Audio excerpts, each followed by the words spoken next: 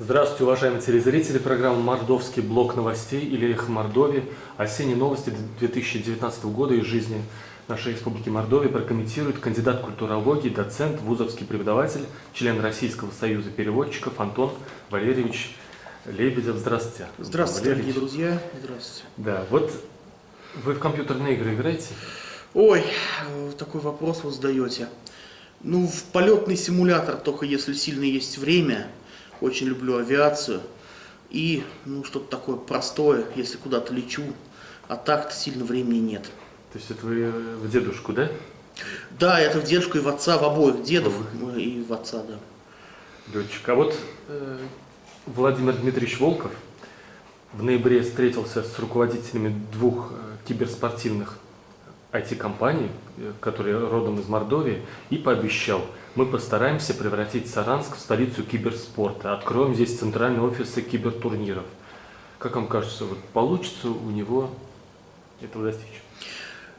Я думаю, что это реально. Почему? Потому что этим летом я познакомился с одной из высокотехнологичных компаний, которая присутствует на территории Республики Мордовия. Компания называется Bytex. Она занимается, скажем так, производством и тестированием, сейчас больше тестированием, но и производственные у них есть мощности компьютерных игр и приложений, связанных с игровой индустрией. Соответственно, я им немножко помогал в плане перевода. Там, хотя, знаете, я так говорю, помогал, потому что там достаточно уровень высокий владения, и я думаю, что не секрет, что айтишники, они хорошо владеют английским по умолчанию, может, если не разговорным, то, по крайней мере, своим профессиональным, хотя бы потому, что там вся сфера, и само слово IT, это английское, да, все это идет оттуда. Поэтому я думаю, что вполне реально у нас есть один из руководителей нашего, вот этой компании Bytex, он выпускник, по-моему, если я не ошибаюсь, ФЭКа нашего Мордовского университета, то есть здесь компания развивает, поэтому вполне возможно, что киберспорт будет развиваться. Я к этому отношусь так, что, как говорится, всяко лучше, чем спайсы, чем наркотики, чем лазить там где-то, бегать по гаражам, чем там у кого-то отжимать мобильные телефоны, да, и так далее. То есть, если молодежь этим занимается, увлекается, и это развивает их внимание, сноровку какое-то, то, может быть, это хорошо. С другой стороны, конечно, есть и проблема в том, что игры, они отупляют человека, не то, что они делают его тупым, а отупляют его порог, давайте так, отношения к насилию. То есть получается, что ты убил, там, скажем, 500 тысяч монстров, да, и для тебя уже кровь человека не так важна. Поэтому вполне возможно, что ты сегодня убиваешь монстров, а завтра отдельные личности, я не говорю, что все, я не говорю, что большинство, отдельные личности пойдут кого-то и в школе убьют. Да? То есть почему это происходит? Потому что у людей уже такой порог в киберспортах, в вот этих игр, что немножечко они уже не так относятся к смерти, не так страшно им насилие, как раньше, что-то такое запретное там, и так далее. Поэтому я к этому отношусь вполне нормально. Меня очень удивило, что это в Мордовии вообще есть такая компания, и я был приятно удивлен, скажем так. В том числе есть киберспортивный холдинг Winstrike. Да, я там сильно не разбираюсь, но просто я говорил о своем опыте. Я тоже не разбираюсь. По результатам 2018 года Мордовия вошла в 30-ку лучших субъектов по качеству образования. А 27 августа Владимир Дмитриевич Волков на образовательном форуме поставил задачу нашей республики войти в 10-ку лучших региональных образовательных систем России. Тоже получится ли? И что надо сделать для этого? Знаете, я недавно слушал такую вещь уникальную, интересную, что российская система здравоохранения лучшая в мире, сказал министр здравоохранения. Может быть, слышали, да? Это было очень интересно. И вы знаете, что я хочу сказать, что самое смешное? Может быть, это и правда. Система, может быть, сама по себе, как где-то в теории, расписанная на бумаге, она может быть отличная, да? Самое главное не только система, а как она работает, да? Система может быть отличная на бумаге, как помните, в советской карикатуре, да, гладко было на бумаге, да, забыли про овраги, а по ним ходить, да. То есть здесь то же самое, то есть вошли в рейтинг, все это здорово, но проблемы, они остаются, и некоторые из этих проблем мне видятся пока тормозящими развитие образования, потому что если у вас преподаватель получает такую зарплату, что студенты смеются, потому что вот говоришь студентам, вот у меня примерно такая зарплата, и они говорят, и они, многие из них талантливые люди, которые некоторых я бы сейчас бы поставил преподавателями вуза, я вам прям честно скажу, ну, немножечко обучить, работать с людьми, да, то есть гениальные, есть студенты прям отличные, они говорят, мы не хотим оставаться в вузе, не хотим употреблять наши знания и способности на научную деятельность, на преподавательскую деятельность, потому что она неоплачиваемая, а раз неоплачиваемая, значит она неуважаемая, а раз неуважаемая, значит зачем нужно, пойдем в какую-нибудь трансмировую компанию в России, либо вообще отсюда уедем, то есть у многих молодежи даже такое отношение. Поэтому красиво можно говорить много, вот решить надо проблему с финансированием, и именно не какие-то крутое оборудование, а финансировать надо людей, вкладываться надо в людей. И тогда любая система, я думаю, она расцветет.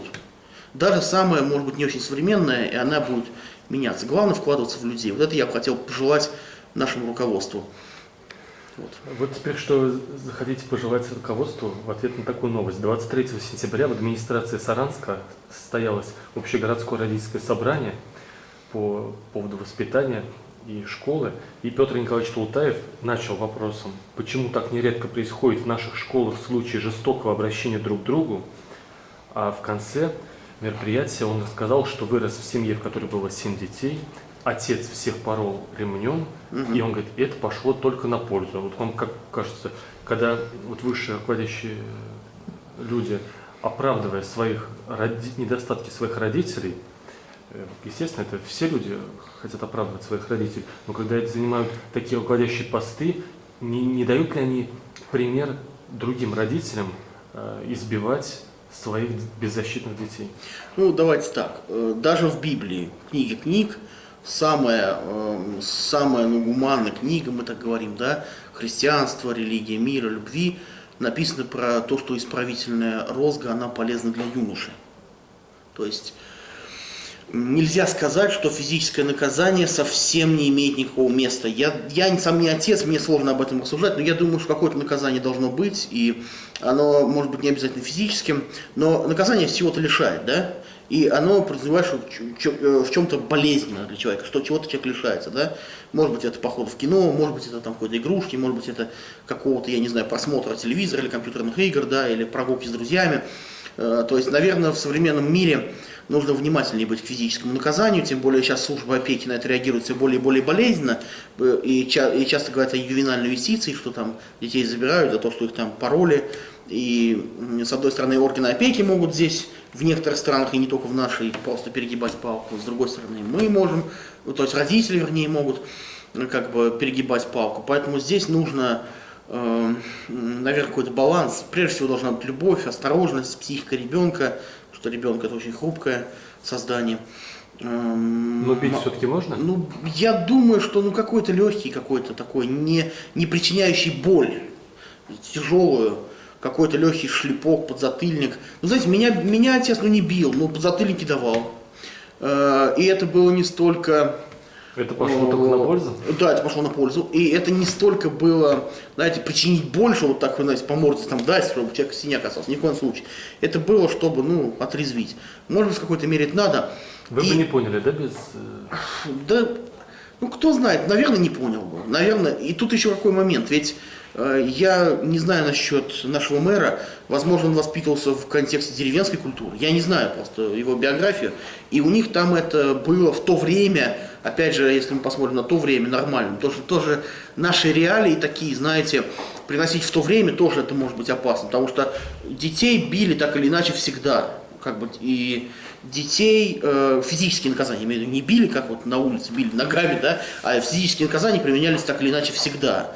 И не всегда это даже в священных книгах описано как плохое. Поэтому, смотря что отец с ним делал. Если он его там, знаете, если он его там избивал, там, я не знаю, до полусмерти, да, а если там какой-то в чем-то порол его иногда, может быть. Антон Валерьевич, значит, да. И взрослых надо бить, да?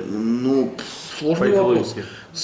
И это пойдет только на пользу. Сложный ты вопрос задашь. Я думаю, что некоторых не только бить надо, я сейчас скажу страшное дело, убивать некоторых надо, потому что преступники, насильники, террористы, кого-то надо их жизнь решать. Всегда есть. Но все равно Поэтому мораторий. государство, смотри, даже вот смотри, государство, ну ладно, давай, я не говорю сейчас про смертную казнь, я говорю сейчас про при угрозе сотруднику, при террористической деятельности. Есть контртеррористические эти. Но дети-то на отцов не нападают. Они, ну смотри, дети все-таки они существа не такие разумные, как взрослые, не несущие такой ответственности. Они находятся под попечением родителей. Поэтому, я так тебе скажу, если это не имеет постоянного какого-то насильственного действия такого на ребенка, что с утра до ночи его там бьют, избивают в семье, то какой-то мера физического воздействия на ребенка, я думаю, что она допустима. Я не сторонник такого, что вообще там нельзя никак прикасаться к ребенку, и ребенку должен звонить, и родители при случае сдавать там. Я не сторонник. Ну, опять же, это я не отец, понимаете, мне вот такой вопрос задаешь, я даже на него не сильно мне нравится отвечать, честно скажу. Конечно. Но я думаю, что в какой-то мере, чуть-чуть это допустимо. Аккуратно там, если как-то в какой-то мере. А в экстремальных обстоятельствах, конечно, и даже взрослые, к сожалению, государство, к сожалению, имеет право на легальное насилие, только государство. Так и называется даже в юриспруденции. Легальное насилие. Ладно, не будем продолжать спорить. Вот следующая новость еще более для нас с вами абстрактна. 7 августа Федеральная служба госстатистики опубликовала ежегодную таблицу суммарного коэффициента рождаемости, число родившихся на одну женщину. Вот цифра с 2012 года стабильно, Мордовия на 2-3 месте с конца. Почему это? Ты имеешь в виду, что убывает население? Нет, меньше всего рождается в пропорции на одну женщину в Мордовии относительно всех регионов страны. Я не знаю, я не специалист, надо это все изучать. По деторождению. Да, да, это явно, это точно не специалист, это 100%. То есть здесь, наверное... Ну, предположение какое? Ну, предположение в том, что экономически не очень богатый, нестабильный, ну не то, что нестабильный, стабильно бедный регион, давай так, да. Многие уезжают, им лучше родить где-то куда-то уехать, там, переехать и родить, да, то есть, ну, высокий отток населения в Москву, в Питер, там, и так далее, то есть, ну, просто, я еще раз говорю, все решают финансы, все решают, наверное, вот, финансирование, то есть общее состояние людей. Мордовия, к сожалению, достаточно бедный регион, дотационный очень, поэтому вот. 26 сентября на заседании правления Республиканской общественной организации «Союз женщин Мордовии» избрали нового руководителя.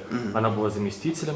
Ольга Игнатова, 30 лет работает директором Центра детского творчества номер 2, член Единой России, заслуженный работник образования.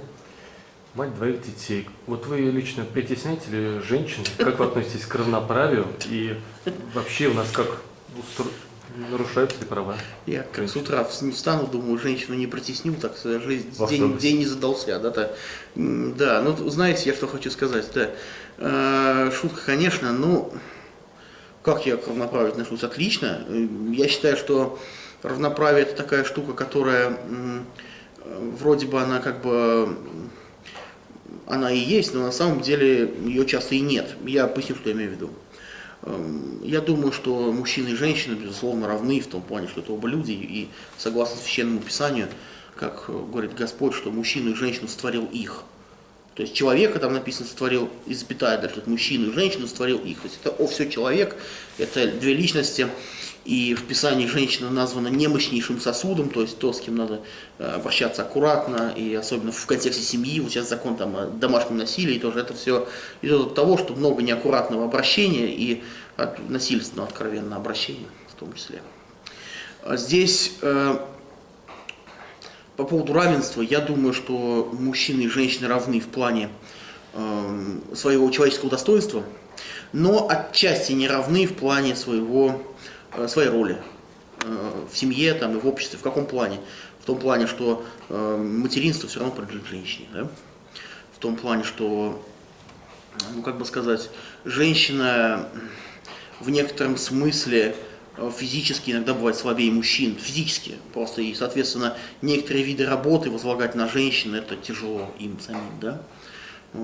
То есть, в принципе, запрета не должно быть, да, как бы я думаю, запрета не должно быть женщине, например, я не знаю, шпалоукладчиком там каким-нибудь, да, ну, то есть, но сам понимаешь, и я думаю, это очевидно показывает, что лучше здесь, наверное, мужчинам, потому что просто более сильная конституция. Принудительного труда вообще не должно быть ни к женщине, ни к мужчине. Нет, ну, понимаешь, Добровольно она выбирает себе работу. тут смотри, какая проблема. В некоторых обществах есть квота, такое понятие, да? Что вот должно быть такое количество мужчин, такое количество женщин. А если у вас не так, значит вы там, собственно говоря, сексисты, там, расисты, насильники и так далее. Я о чем говорю? Не должно быть квоты. Если человек профессионально подходит, если она такая, сильнее мужчины, а такие тоже есть. Пожалуйста, будь шпалоукладчиком. Но если тебе это тяжело, то тебя специально туда пропихивать, потому что ты просто женщина, а не мужчина, понимаете, о чем я говорю, да?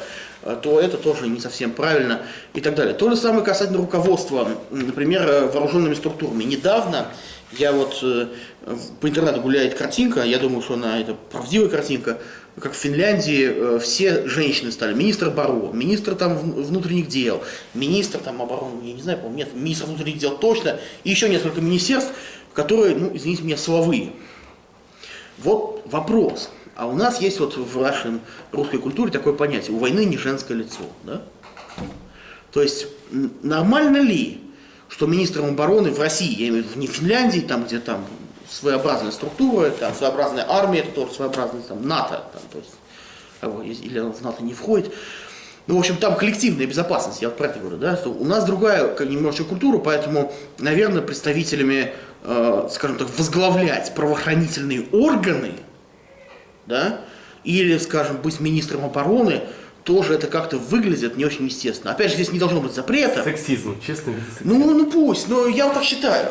Я думаю, что для самих женщин это не нужно. Если страна не хочет ни на кого нападать, и нужен администратор, который хорошо поставит систему обороны, какая разница, что мужчина или не женщина? Администратор это одно. А наоборот, вот, например, стабильность, что человек, значит, а вот, например, захочет харизму свою. А вот тот, кто, например, управляет большим коллективом, который преимущественно все равно будет мужской, это другое, понимаешь? Это вопрос тоже психологии. Но мы живем в мире, который несовершенный, да, где люди имеют стереотипы свои, понимаешь, все равно. То есть и вот в этом плане я считаю, это мое мнение, я не говорю, что должен быть запрет, но я считаю, что естественнее, что некоторые должности все же будут возглавлять лучше мужчин. А в целом женщины, у меня все начальники женщины. У меня, скажем так, на факультете иностранных языков у нас 80% женщин работает, насколько я знаю, там 70-80%. У нас на кафедре всего там 4 мужчин, там на 20 с чем-то, 25 женщин. Слава Богу, отлично. Но нужно понимать, что все равно, если Бог сотворил мужчину и женщину в чем-то различными, значит роли какие-то, все равно мы должны это уважать. Мы не должны это все смешивать в одно. Я так думаю. Ой, как мне тяжело атеисту это слушать. Ну, ладно. Ну, прости. Нет, я уважаю вашу точку зрения. Теперь вопрос о межнациональных отношениях. 20 сентября избрали нового председателя Духовного управления.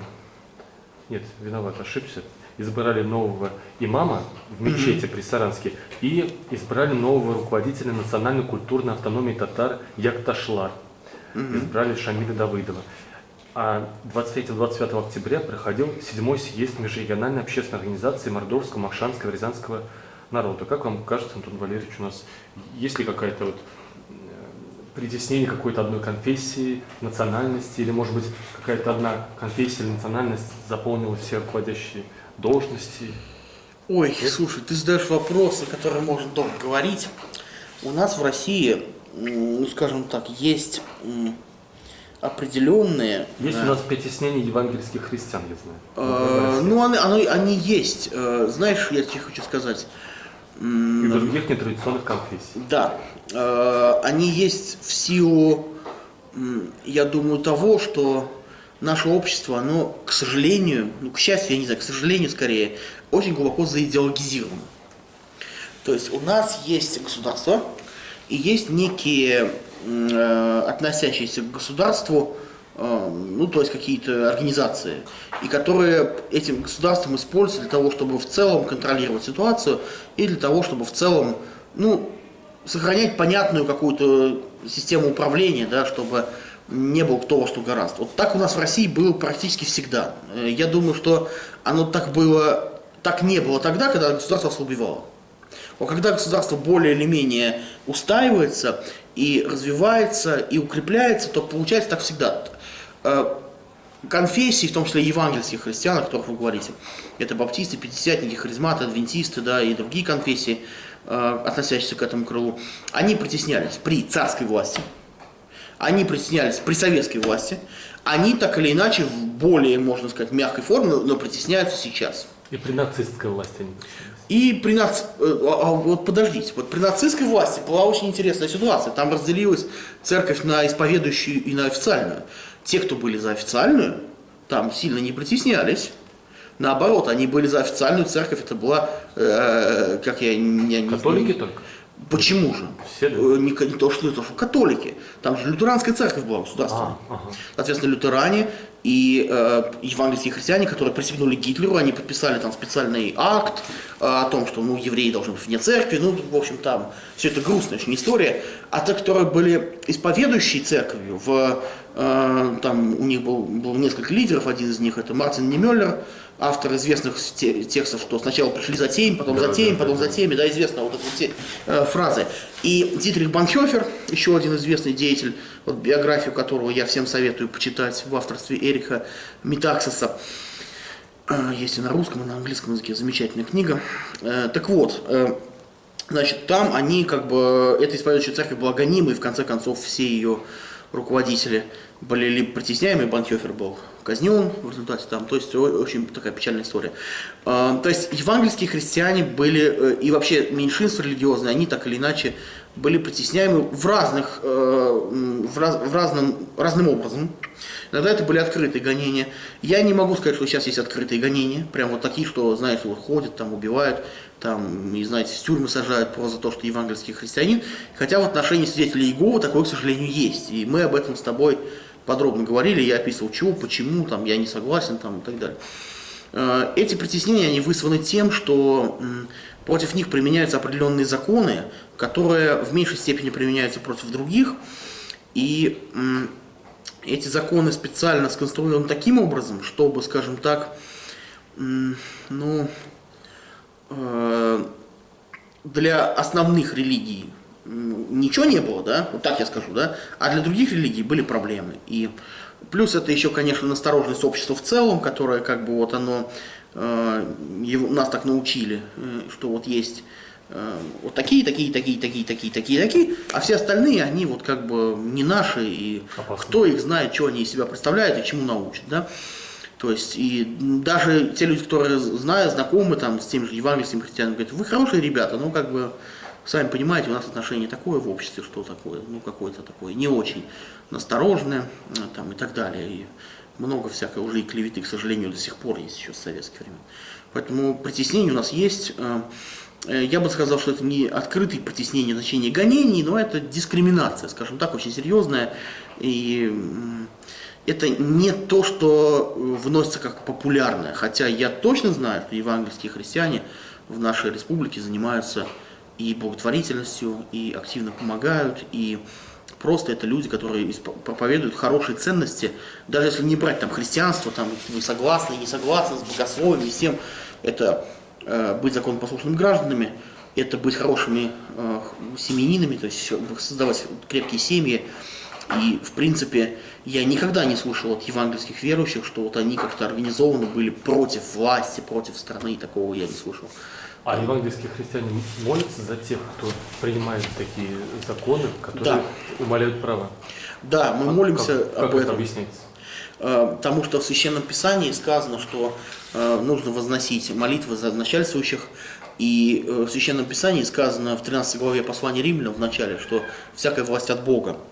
И когда так говорится, что всякая власть от Бога, там имеется в виду, написано, и существующие власти от Бога установлены. Существующая власть на тот момент, когда апостол Павел пишет это послание, это либо император Нерон, либо император Клавдий. Это такие, мягко говоря, не совсем праведные правители, да? Но этим людям Павел говорит, что мы должны быть в разумной мере послушны, в том плане, что они поставлены Богом на какое-то время, и нам не стоит идти против них открыто. Вот так что, вот знаешь, быть какими-то бунтовщиками или ну, противодействовать им, тем более с оружием в руках. Да? Поэтому христиане, они всегда, они не были какими-то сторонниками Нерона, понимаешь, о чем я говорю, да? Что вот они за Нерона обеими руками, и мы вступаем в его партию прямо сейчас. Но они не были открытыми противниками Нерона, тоже никогда, вот в ранней церкви этого не было. Это были люди, которые жили, потому что в своей общине, и они жили своей жизнью духовной, потому что они понимали, что их гражданство, оно не на земле, а на небесах. Да? То есть, поэтому вот, и я думаю, что и сегодня евангельские христиане, они молятся за власть. И среди нас есть разные точки зрения.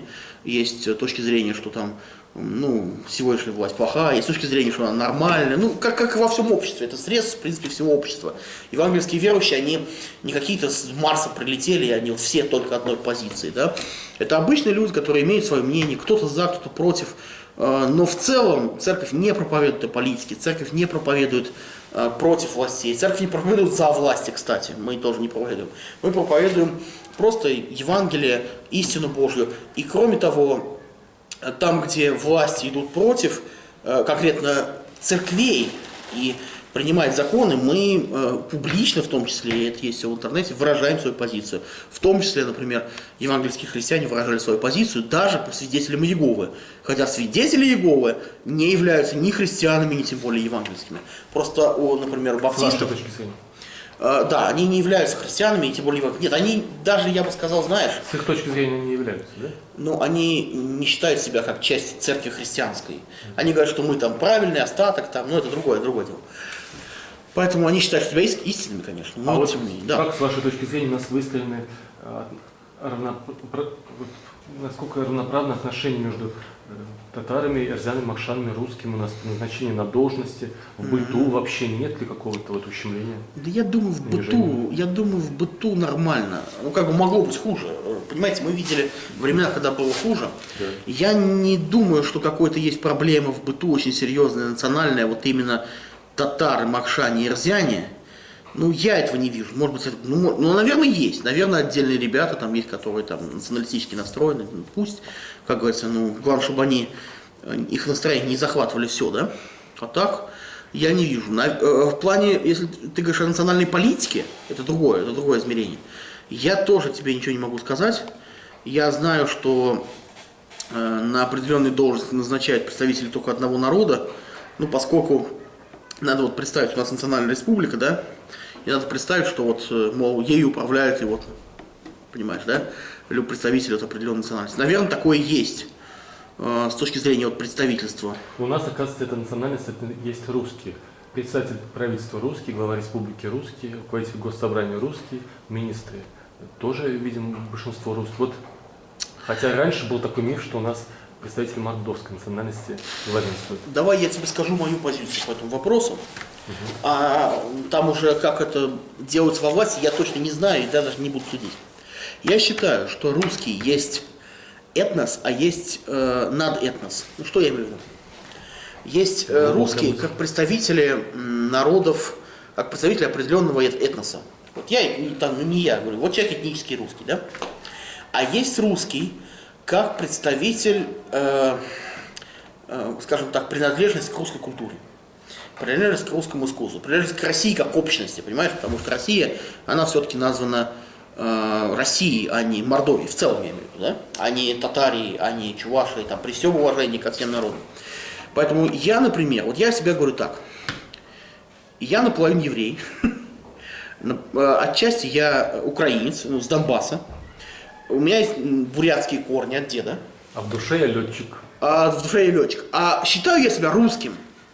Вот я говорю так, я русский человек, по русским традициям, мыслящий, как говорится, по-русски в основном, ну, то, за исключением того, что я только не пью, там, это как у нас считается там, да, и вот, и так далее. Я считаю себя русским человеком абсолютно, как бы, по принадлежности, не потому, что там во мне кровь, или давайте штангенциркулем мне лоб померим, да, какой у меня там размер черепа, а потому что я считаю себя принадлежностью культуры. Поэтому я думаю, что если кто-то в Мордовии, поэтому есть такое понятие, как русский мордвин, наверное, русский еврей, да, русский немец, а русских немцев тоже есть такое понятие. Поэтому смотря как они себя считают, пусть себя человек считает как хочет. На 1 ноября, по данным Федерального реестра инвалидов, в Мордовии проживает 68 940 инвалидов, 9% населения. Самая тяжелая первая группа – 10 143 человека. Вот эти люди, видимо, мы их спрятали в квартирах, потому что у нас город и республика не приспособлены для удобного их вот жизни на улицах. Как вам кажется? Или не согласны? Ну, пытаются что-то сделать. То есть, ну как, есть пандусы, да, какие-то, они есть, все равно нельзя сказать, что их нет. И в университете во всем мы это видим. Другое дело, что, понимаю, в чем дело. Тут ведь надо не только пандус адаптировать, мышление надо адаптировать прежде всего, да. То есть с ними нужно уметь работать, с ними нужно уметь вести себя правильно. То есть вот человек выйдет слепой, да, как на него будут реагировать окружающие, что они должны делать, как им сделать так, чтобы с одной стороны он чувствовал себя уверенно, с другой стороны никто ему не указывал и не давал постоянно понять, что он слепой, да? Понимаете, о чем я говорю, да? Ну, то же самое касательно всего остального. Есть проблемы инклюзивного образования. Я недавно проходил курс по инклюзивному образованию как раз. Есть проблемы мышления. Просто у нас это приходит позже. Почему-то чем-то. Инклюзивность, чтобы люди с ограниченными возможностями учились вместе с людьми. Учились вместе с людьми, и чтобы они чувствовали себя наравне, да? Понятно, что опять же какой-то элемент неравенства, ну не то что неравенства, какой-то элемент, давайте так, отличия будет, потому что им надо, ну что-то по-другому к ним, не то что по-другому относиться, но какие-то другие, может, методы применять, чтобы более эффективно, да, с ними работать. А с другой стороны, то есть я вижу, что что-то делается в этом направлении, я так думаю, но психика людей меняется медленно. И поэтому, да, некоторым инвалидам, к сожалению, удобнее сидеть дома. У меня вот учатся несколько ребят, которые один практически полностью там незрячий, один там с трудом незрячий. То есть вот как-то они нормально и пытаемся работать. И, вот. И для меня самое сложное, и вот то, что для меня самое сложное, это, скажем так, работать так, чтобы постоянно человеку не напоминать об этом, да? Не своими действиями, не своими какими-то словами. А просто работать. Это надо уметь, да. Вот в селе Дубенки жил парень, который так же, как и вы, любил летать и мечтал служить в ВДВ. И 2 октября во время тренировочного десантирования в Псковской области разбился. 20 ноября со сборного пункта в Рузаевке отправили в ходе осенней призывной кампании 700 лаборантов, примерно весенне, полгода назад 1006 человек. Вот ежегодно отправляют по 2000 человек на принудительную работу армейскую. Как вам кажется, вот не пора ли на призывную, на эту контракт, да. Ну уже мы с тобой, по-моему, летом об этом говорили или не летом, я уже сейчас не помню. Да, наверное, часто я уже, да. Ну, ты знаешь, ответ «да, надо». Ответ «да, надо». Надо переходить, я думаю, что должно быть разработано правительством, президентом, наверное, конкретная программа по тому, чтобы как армию переводить на чисто контрактные рельсы. Но это именно проект, программа, потому что ты понимаешь, ты сейчас введешь контрактную армию резко, например, вот завтра введешь, а ты укомплектуешь армию, а кто будет охранять границу, самую протяженную в мире, да? То есть, и если у страны есть, мы не говорим правильно, хорошо, это плохо, несколько военных баз за рубежом, например, да? Как ты их будешь комплектовать? Вот, если у тебя нет ни одного призывника, а контрактников у тебя, скажем, не хватает. Да? То есть резко ты это сразу не сделаешь. Я думаю, к этому нужно двигаться обязательно. А то, что в армии будут, к сожалению, жертвы, я имею в виду не боевые, слава богу, не дай бог, говорю, боевые, да? Это, к сожалению, случается везде, потому что это зона повышенного риска. 7 сентября указом президента России новый министр внутренних дел Мордовии назначен Борис Маркович Шенькин. И вот какая оценка работы, с вашей точки зрения, предыдущему руководителю Юрию Васильевичу Арсентьеву и пожелания вот Борису Марковичу? Это чего? Внутренних дел. Министр внутренних дел. Полиция. У меня пожелание одно, чтобы у нас в стране больше уделяли не Росгвардии, вот как не конкретным, скажем так, силовым подразделениям, да? Это тоже нужно, но безусловно, но участковым. Вот я считаю, что у нас есть проблема, у нас раздута силовая часть полиции, и на участковых, ты своего участкового знаешь? знаю, а вот теперь нам девушку, я очень рад, но пока не знаком. Нет, А до этого я слава знал богу, нескольких. слава богу, это да. Менялись, но я и знал. Вот смотри, да, я думаю, что участковый – это самый главный человек в полиции. Вот я так думаю. Согласен. Что это человек, которым общается непосредственно местной жизнью. То есть он знает, где там наркотик, где варит самогон, где там кто там нюхает чего-то, где там, понимаешь, да, где там кто воришка, то есть где там кто сидевший, не сидевший, на УДО, не на УДО. То есть такой человек ему нужно больше внимания уделять, ему надо больше платить и больше давать полномочий. Вот тут говорится о законе об этом, о домашнем насилии. Вот он, по идее, должен разрешать такие вещи. То есть участок должен быть меньше. Разрегулировать, в смысле, конфликта, да? Да, потому что, вот смотри, мы тут говорим, вот даже я вот выскажу прям очень кратко, да, что вот говорим, надо вводить закон о домашнем насилии. Ну, введете вы закон, окей. А кто исполнять его будет? И те же самые участковые должны его исполнять. Да. То есть начать надо с тех, кто будет исполнять. Вот полномочий, у них не было полномочий устранять, допустим, насильника, чтобы он не мог приближаться ближе, чем сколько-то. Ну, а сейчас он будет иметь право. Вот если он будет иметь такие полномочия реальные, и действительно это не будет вмешательством в семью таким, что, знаешь, понимаешь, у нас тоже в России по-разному бывает. У нас могут там начать полицию использовать по-разному тоже, в разных ситуациях. Поэтому я так скажу, что самое главное, я думаю, даже не в законе дело, а чтобы человек мог разрешать эти ситуации, чтобы у него были полномочия. Да вот они говорят, мы приходим в семью, и мы можем только, мы должны зафиксировать или перелом. Ну да, по факту уже. Вот или такой, да. А сейчас им дают право до этого там, то есть, в общем, мне кажется, правильно. Но это вся та же вот проблема, как вот боролись с ювенальной юстицией, тут, чтобы вот отнимать детей. Но все-таки нельзя бить слабых. Не, нельзя. И ни тещу, ни жену, это ни детей. Для мужчины это низость. А если это делает кто-то, если это делает вообще мужчина, сильный человек, это нельзя. Тут понимаешь, в чем дело? Тут... Да, это вторжение в семью. И это очень рискованно. Вот и поэтому вот, и понимаешь, есть за и против. И я не думаю, что те, кто против, они тоже, знаешь, какие-то глупые люди, которые там, они просто боятся действительно, как всякого нового. В общем, посмотрим. Я думаю, что что-то такое надо создавать, но какое-то сбалансированное, аккуратное. В общем, помогать участковым, да? Помогать участковым прежде всего, да.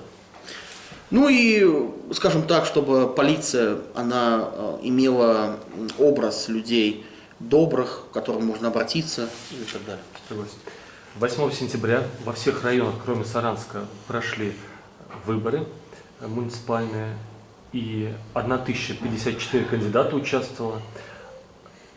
Единая Россия 392, только 2 не удалось, а все остальные молодцы, значит.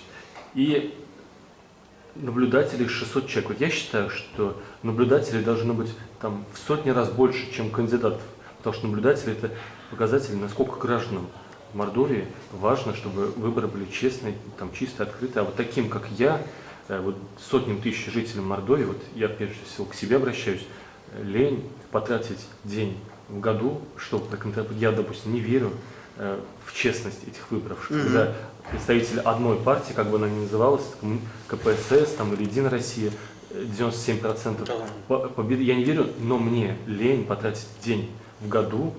Вот что вы посоветуете таким лентяям, как я, безответственно? Ну, я не могу посоветовать, что я такой же, как ты. Ты понимаешь, в чем дело? Вот я, например, сегодня пришел на работу сюда в 9:45, да? Вот я сейчас только ухожу. Вот мне какой наблюдатель? Вот завтра у меня почти 12 часов воскресенье. В воскресенье в церковь полдня. Смотри, после этого я прихожу, и я, извини меня, сплю немножечко, и после этого я встаю и готовлюсь к занятиям на всю неделю, да? То есть я к чему это говорю? Я говорю к тому, что... Вы тоже общественной деятельностью занимаетесь? Ну, я занимаюсь... Вы служите, там, как бы, проповедуете, объясняете, учите, там, добрым ценностям? Не, я, безусловно, занимаюсь разной общественной деятельностью, там, и переводами. Вопрос-то вот в чем. Вопрос в том, что, ну, как бы сказать... А вот другим, которые не заняты общественной благотворительной деятельностью в выходные, что вы нам советуете? Или хотя бы как-то вы проанализируете эту ситуацию? Взаимосвязь между нашей безответственностью и вот отсутствием политического развития в стране, допустим. Ты знаешь, я... Отказываюсь отвечать на этот вопрос. Настолько... Нет, все, заканчивается пленка. Ты знаешь, я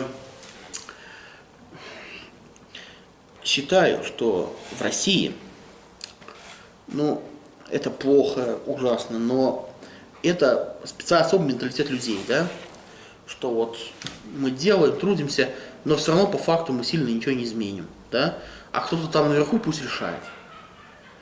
Это 1000 лет формировалось, все 1000 лет нашей истории, даже больше. Переломить это, я честно скажу, не знаю как. Если кто-то на это ответит на вопрос, как это переломить, я думаю, он получит Нобелевскую премию мира, и мы, может быть, жили в другой стране, а может быть, не жили бы вообще ни в какой стране, потому что если каждый вот так вот будет, понимаешь, в нашей сложной стране, то тоже неизвестно, что может начаться.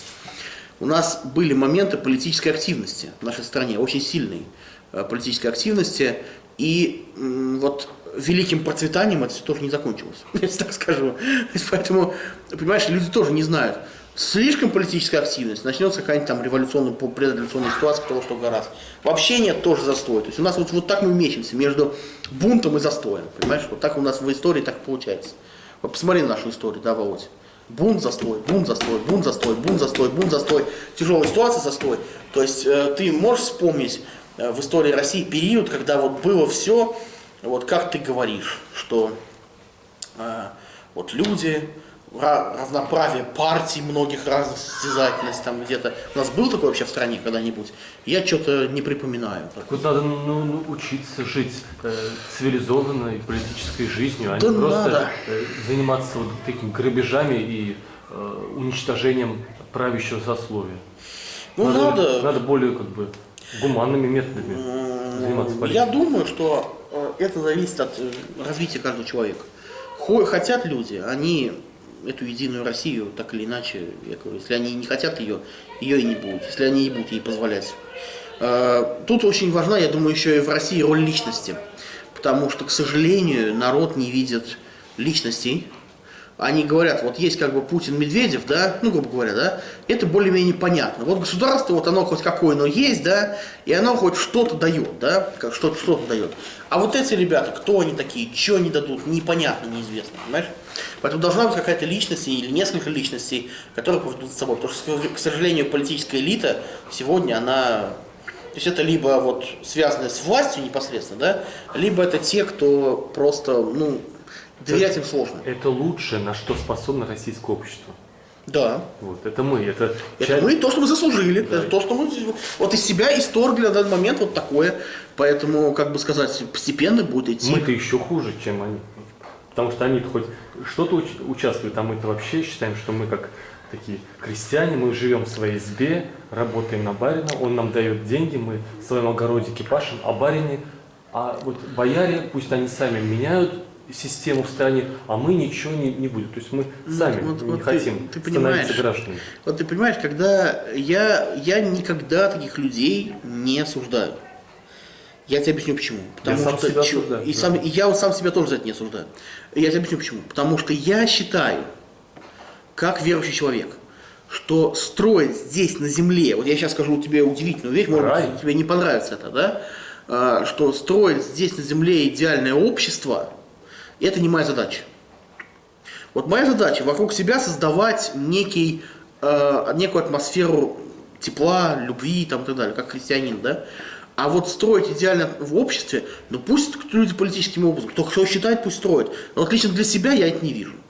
И поэтому как бы я сейчас пойду наблюдателем, я потрачу кучу времени, и в результате как бы ничего из этого толкового не выйдет. Поэтому я думаю, что лучше я в другой какой-то сфере потружусь.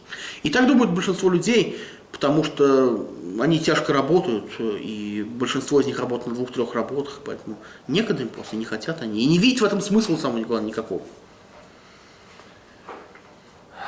Ну, в странах, в которых политическая жизнь активна, там тоже люди работают на 2 работах, и тоже они устают, но они участвуют. У них жизнь ничем не легче, у них те же там проблемы, но просто они тратят на это свое время, а мы не тратим. И поэтому у них меньше бунтов, меньше революций, меньше вот кровопролития.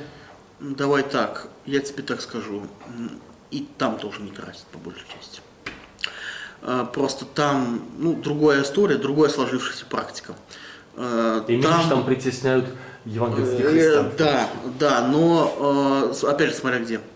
И в некоторых местах евангельских христиан не притесняют, а там их в разы меньше, чем в России, например, да? В некоторых местах их там не притесняют, их там очень много. То есть это тоже зависит от страны. Кажется, я тебе так скажу, большинство людей везде инертные. Поэтому такое понятие, как пассивное большинство, это не наше изобретение, поверь мне. Инертное большинство и так далее.